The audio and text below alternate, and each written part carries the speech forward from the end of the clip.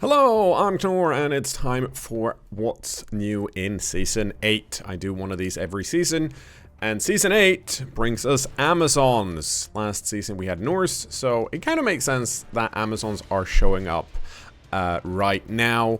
They used to be essentially the same as Norse, but opposite. Norse had block, Amazon has dodge. But with the 2020 rule set, the changes are more different than they've previously been.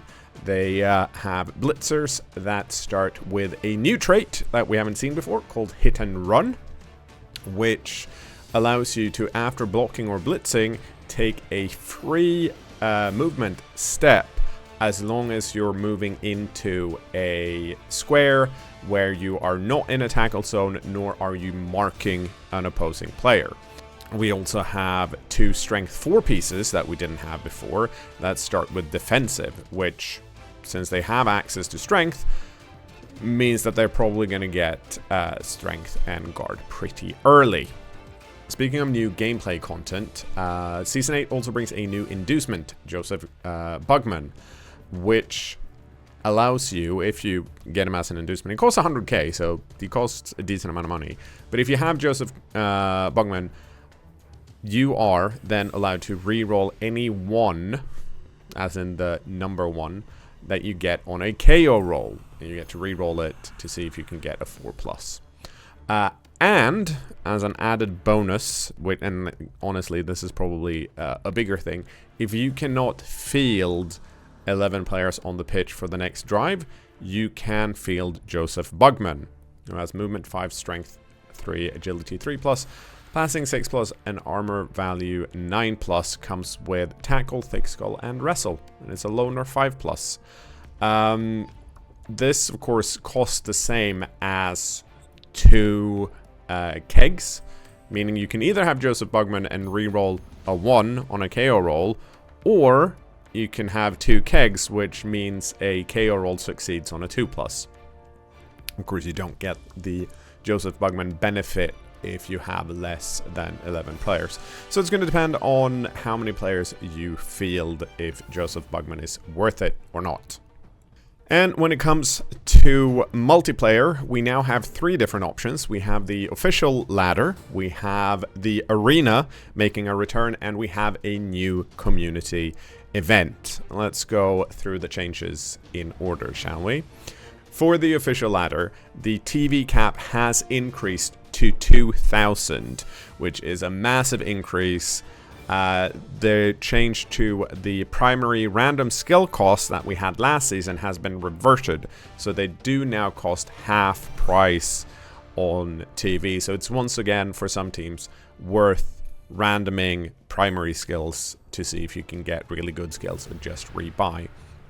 And finally, the sprint ranking that was introduced last season, which is where teams are ranked on only the first 20 games they play, so you're trying to get as many wins as possible in the first 20 games, is now listed in-game as well on the page with the rankings. So now you can see both the top 100, the top 20 for each faction, and you can see the sprint rankings, which is good. Like, more info inside the game, better.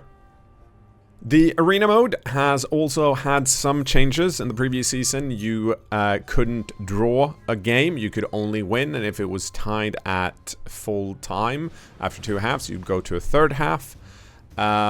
This has changed for this season. Arena mode now has draws, meaning you can get kicked out of your current run either by winning the max amount of wins, being 7, getting 3 draws, or losing twice. Whichever one happens first, that's the end of your run. Well, no, if you get 7 wins, obviously, because then you won arena mode. There has been slight tweaks to the tiering of the different teams.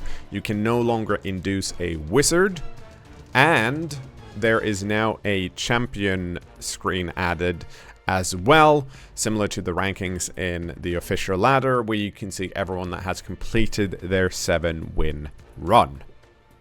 Finally, we have the community event this season, which is similar to the one we saw in Halflings versus Goblins, but has been massively upgraded. Now, in the previous iteration of this, we had two factions going at it against each other, and the winning faction got their fancy cosmetic for free. In this mode, we have 4 different tribes: the red, the yellow, the green, and the blue tribe.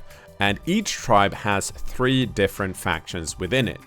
Now, all tribes have an Amazon team and then 2 other factions with pre-made teams. And the Amazon teams, you should be able to play whenever you want. It's a way to test out the Amazon teams. Each of the Amazon teams have a star player attached to them, and then there are slight variations to the team builds. And then each faction also has 2 other teams that are not the same as the other tribes. So, for example, one tribe might have Chaos Renegades. No other tribe will have Chaos Renegades. So if you want to play with a Chaos Renegade team, that's the tribe you need to pick. Then, of course, the 4 different tribes do compete against each other. If a tribe gets a win, they will score 100 points. If they get a draw, they will score 20 points. And if they lose, they will get no points. At the end of the season, coaches that have played for the winning tribe will get a free fancy cosmetic. Meaning, if you want to be smart about it, you can just play one team for, each tribe, and you're guaranteed to get the cosmetic. However, this is very important. Well, it's not very important, but it's fun for me. I'm the tribal chief for one of the tribes, meaning the red tribe has team builds and setups that I have created. It's my Amazon build, it is my Chaos Renegade build, and it's my Wood Elf build. The other coaches are Jimmy Fantastic, Andy Davo, and Mr. Page, and they've also made their teams and their player names. You can probably recognize my player names from my previous teams. Now, this community event will also be updated with more factions and more teams as the season progresses. And there might be changes to the scoring and stuff like that. But this is a living format that will change across the season. And I'm sure Jimmy's going to make some videos for his tribes. Same with Andy and Mr. Page. I will make a video coming out later this week going over all of the different teams and the builds, so you can get some insight into what each tribe has. But the only thing you need to remember is that you need to play more and win more for the red tribe, because that's my tribe. Very important. It'll be fun to see how this plays out. The should also be mentioned that the community event teams have a higher TV cap than the pre-made teams you can make in the arena, but of course not as high as you can go into the official ladder. And one final thing to note about the multiplayer side of things. You may have noticed that at the bottom right, there is now a new button. And this button is normally inactive until you start queuing teams, because there is now a queue timer added to the game. So if you queue multiple teams, which you can queue multiple teams across different game types. So you can queue teams in the official ladder while you're queuing teams in the arena, while you're queuing teams in the community event. All these queued teams will be listed if you press this button, and if you hover over a specific team, you will also see how long they have been queuing. So this is just a nice to have, especially for me, because I've been using custom timers for a really long time, and it's nice to not have to do that anymore. Now, in-game, we have seen some more changes. I've already covered the inducement of Joseph Bugman, but we also have some new features. I think the most obvious one is that there's a new button in the lower left, and this new button toggles the pitch itself.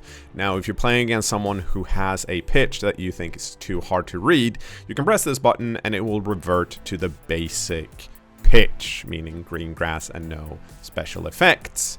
So that should be very helpful. Now, any specific pitch special rules are still going to be in effect. This is specifically relevant if you're playing in the community event, because all of the community event teams have special pitches with special rules. But at least you can toggle off the cosmetic if you want to. The other thing that's important, especially when it comes to readability, is that the grid for the pitch itself now has a opacity filter that you can change in the settings.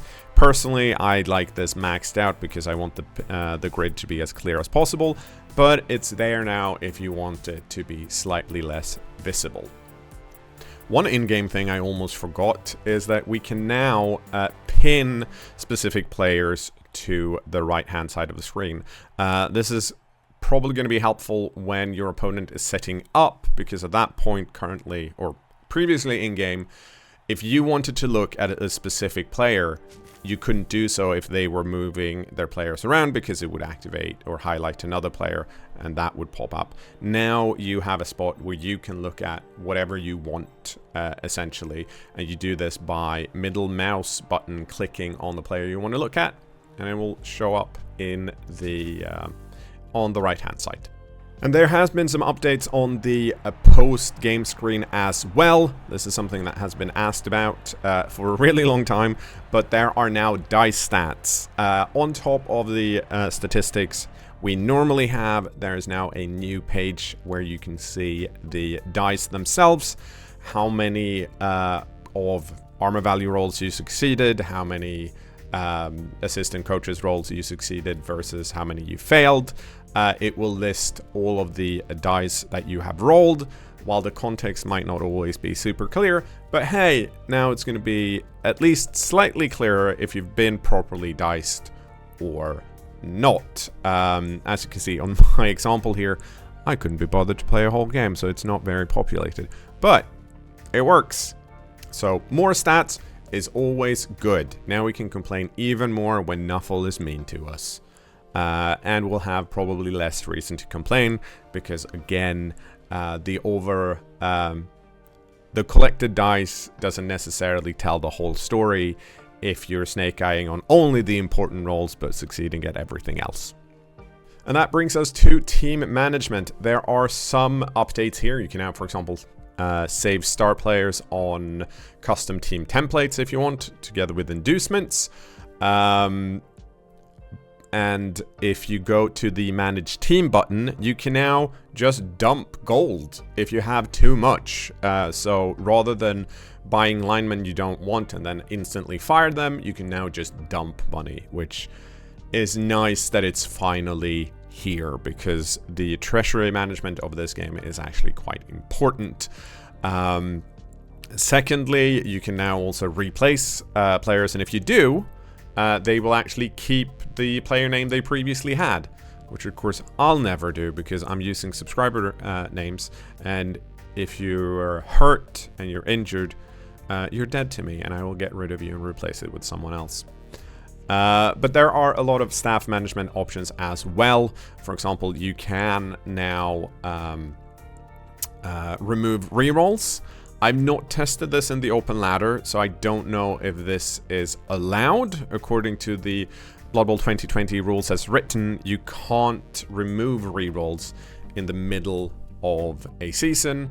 My understanding is that you can when you're then doing the rebuy, but since Blood Bowl 3 doesn't have that mechanic, this might be an option to tweak team value for rerolls when you don't need as many as you do at the start. And then we have some updates to the cosmetics. Now, for some reason, I can't find my my Blood Pass B-roll where I scroll through everything on the Amazon Blood Pass, but it's very similar to what we saw in the Norse Blood Pass. We're not getting a new pitch. We are not getting a cheerleader. We are getting several dice. We are getting the a pretty cool looking ball. We're getting a new coach, and we're getting at least cheerleader stands and that kind of stuff, but no new pitch itself. Some of the things that have been improved when it comes to cosmetics, though, is that you can now, for example, if you're buying a coach, for example, you can actually look at their animations beforehand, so you can kind of figure out what they actually look like on the pitch. You can also toggle any cosmetic on or off on the preview page, because sometimes it can be kind of hard to see what the actual cosmetic is, especially for some of these free ones. So being able to toggle them on or off should make things clearer, which also, I guess I should mention that if you go to your team management page and you go to cosmetics, now when you're looking at changing a cosmetic on a player, all you have to do is hover over the cosmetic you're thinking about changing to, and the player model will update to that cosmetic, which can be, again, very helpful when you're changing a lot of cosmetics and you don't necessarily know which one you want. Hi, I'm in the middle of editing this, and I realized I forgot something. So here's a bonus cat, first of all. Secondly, the weekly quests have been changed a tiny bit, meaning that once you have unlocked all of the Blood Pass, you get 5 warp stone for each completed quest that you've completed. So the quests are useful all season now. Hooray! Thank you, Thursday, for your visit. Back to the normal video. And then there has, of course, been a bunch of bug fixes and minor improvement. I've looked through the patch notes and I haven't found anything major. There are, of course, some things where, jump up and dirty player skills are now unavailable for the ball and chain player, which of course makes sense because they can't use either of those anyways. So making sure that they're not available is, of course, helpful. But then again, I don't know how many ball and chain players have tried to buy jump up as a skill up. Finally, let's talk about the Eternal League, the most well-known and most requested single-player expansion for Blood Bowl 3. In Season 7, it was in a closed beta. For Season 8, it is still in beta, but it's now open.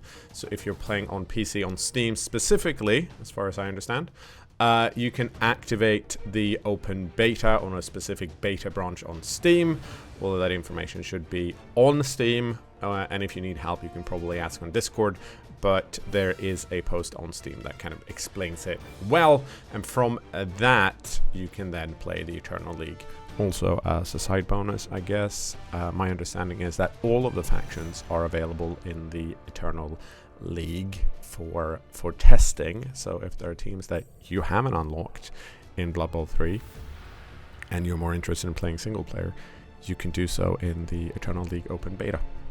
And that is most of the new stuff in Season 8. I'm really looking forward to the first few days of Amazons, where everyone is either going to be playing Amazons or Dwarfs, because Dwarfs have tackle, and they're going to make it hard for the Amazons to do anything what they want. I will be streaming both on the day of release on Tuesday, and then all of Wednesday. So if you're watching this just as I release it, I'm probably live streaming. I'll be live streaming both on YouTube and on Twitch. And a bit later in the week, because I do want to stream a bit and get some gameplay footage, I will release my guide for the community event to let you know what I think of all of the different builds and how you should play against these different team builds when you're playing with the best tribe, meaning my tribe. So that's it. Thank you guys so much. So that's it. Thank you guys so much for watching. If you want me to make more of this style of content more often, you can support the channel either by, well, first of all, liking and subscribing this video, You can subscribe to me on Twitch. You can also do that here on YouTube. On either platform, if you subscribe, you will be put in the player names list, which I refresh whenever it's depleted, meaning you get to see yourself as one of the players on one of my teams. That's it. Thank you guys so much for watching. I feel like I'm rambling. Goodbye!